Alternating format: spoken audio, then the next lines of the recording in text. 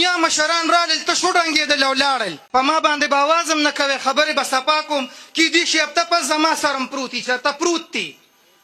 زه څه په یارانه غارانه کې نیم روتې د شیخ صاحب دپاره روتې یو کس به هم کور ته نه ځې دا میک ته دا به هم دلته کې بند پروت یو ناست به یو یا به ډي پي او صاحب له ورځو د پاکستان علم مړ دی ګپ یې ته جوړ کړی دی ما پکې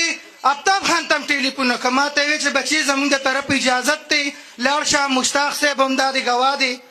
ځکه دلته کې ولاړ یم زیاتې خبرې به نه کوو د شیخ صاحب تپوس به کوو دا عزتمند مشران ناست دي دوی ته زه سوال کوم چې خپلې غړی مه ستړی کوې بین الاقوام در پورې خاندي وزیر اعظم ولې په سترګو باندې ړوند دی خفه کېږي به نه مسلم لیګ نون والا